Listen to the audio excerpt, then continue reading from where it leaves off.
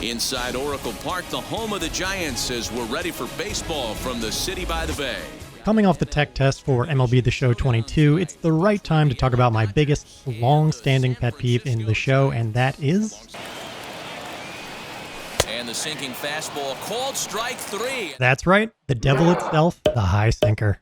In general, specific pitch types that should not be thrown up in the zone, namely sliders, curveballs, sinkers, and by proxy, sometimes two-seam fastballs, and even changeups, have been far too effective for far too long.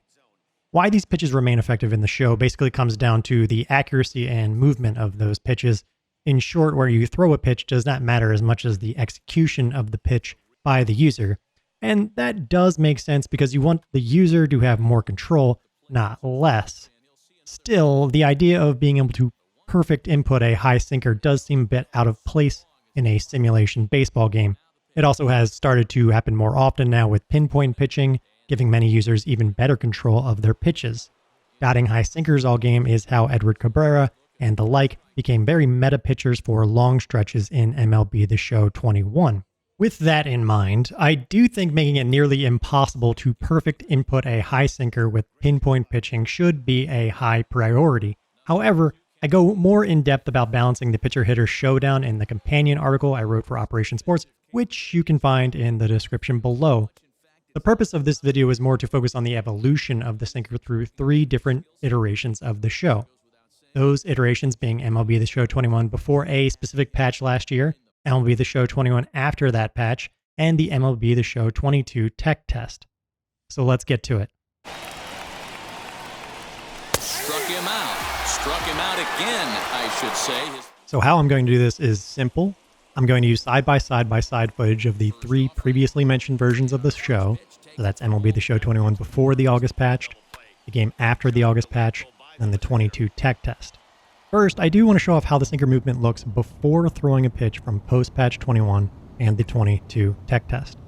The big thing to notice is the developers have stayed with making arm side sinkers have more movement than glove side sinkers, which makes sense. In 22, they have also made the range of perfect outcomes larger as you go higher in the zone, which is also a good change. However, I still think both versions could flatten out sinkers at the top of the zone even more.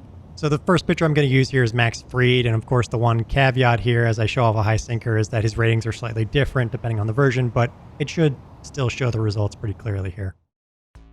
Watching the footage, I don't see a lot of difference between the 3 versions. I'm still getting 2 arrows of movement, arm side here up in the zone, and I would say it should be maybe 1 arrow of movement, if not 0, because again, you're throwing a sinker at the top of the zone, which should really just be a very flat and slightly slower 4-seam fastball more or less at that point. Here's the same footage now slowed down, but again, I don't see a ton of difference here, but again, tell me if I'm crazy and you do see it. If you don't see it, it probably does make sense because again, we have 2 arrows here, arm side up in the zone, still in both the post and 22 version. And now the other example here is Corbin Burns throwing a glove side sinker high, and in theory we should see a little more difference here because you get 1 arrow of movement on MLB 22 versus 2 on the post-patch and pre-patch version of the show. Again, now I'll slow it down, but really it does still look like the sinker is more acting like a 2-seam fastball for this situation, and that's not really the point of a sinker, even with that 1 arrow of movement on 22. To cleanse the palate at the end here, I want to show off one more example from just post-patch MLB 21. This is a 4-seam fastball versus sinker at the top of the zone from Jim Palmer, and this is to showcase why the sinker was so meta.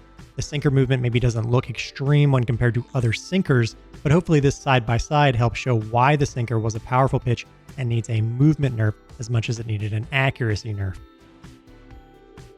Anyway, that's it for me. I hope this little side-by-side has helped make the case for nerfing sinker movement up in the zone even more. The tech test and developer gameplay livestream showcase the accuracy nerfs coming in 22, but are you with me in thinking high sinkers should have even less movement than they do now? Let me know here in the comments or over at Operation Sports.